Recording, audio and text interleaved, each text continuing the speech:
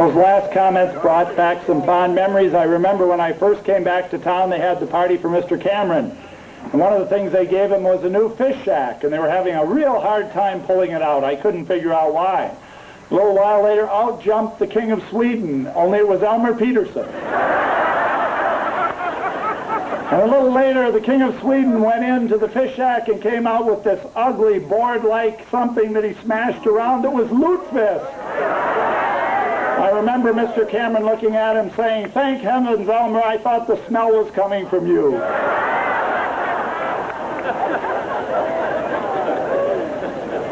Moving forward, let's have all those who were ever in the band please stand up.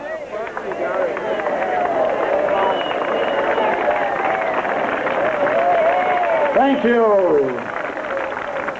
All those who ever sang in the chorus, please stand up. Oh my, what a good representation.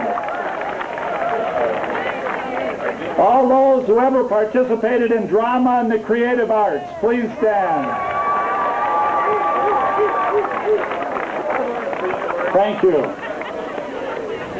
Now we go to the decade of 1970 to 1979.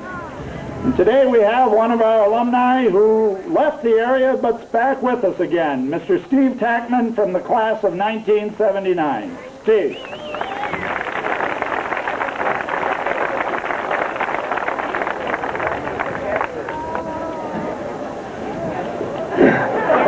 I don't remember this jacket being quite this small. Just almost kept growing after we left high school. The 70s at Gladstone started out very prosperous. The Braves football team in 1970 received the Great Lakes Conference Championship title. Team member Tom Fotenhauer was chosen for the Upper Peninsula Lineman of the Year award.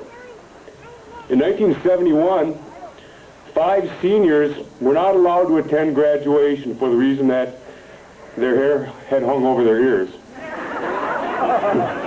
A riot at New York's Attica State Prison ended on September 13th, 1971, leaving 43 dead. On November 15th of 1971, China was admitted for the first time to the United Nations. Lieutenant William Calley was sentenced to life in prison for his part in the My Lai massacre. The movie Patton was awarded the prestigious Oscar Award for Best Movie of the Year. The 1972 Braves football team had a very exciting year. The team won the Great Lakes Conference title, the UP Team of the Year award, and were rated the #1 team in the state of Michigan.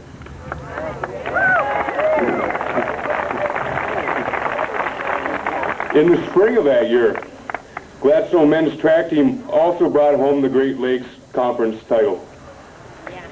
In 1973, the fan club donated money to the school for a new lighting system at the football field.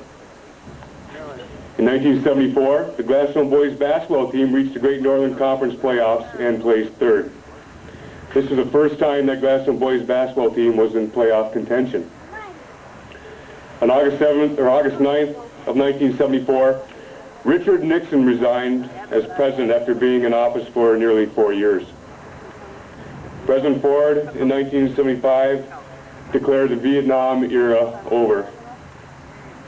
Gladstone High School students in 1976, under the direction of faculty member and journalism advisor Mr. Al Salmi, chartered the Quill and Scroll Society in Gladstone High School.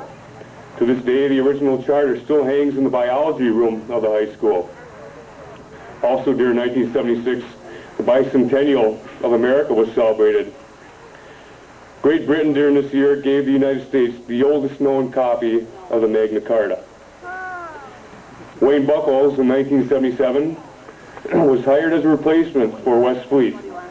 And in 1977, Apple Computer Inc. shipped its first Apple II. In 1978, Mr. Forsberg came to Gladstone High School as a varsity basketball coach. The Quill and Scroll Society took over the job of publishing the paper Fullback in this year as well. Also during this year, the UP, or the Gladstone cross country team under Coach Dave Layton won its first UP championship. The alcohol drinking age, formerly 18, was changed to 21 in 1978. And in this year, the first test tube baby was born in England. The Braves wrestlers won the Great Northern Conference title in 1979, and our football Braves finished their first winning season in nearly 5 years. And a notable quote from a Gladstone graduate: "The 70s were all about sex, drugs, and rock and roll." That was Wayne Marshall, class of '71.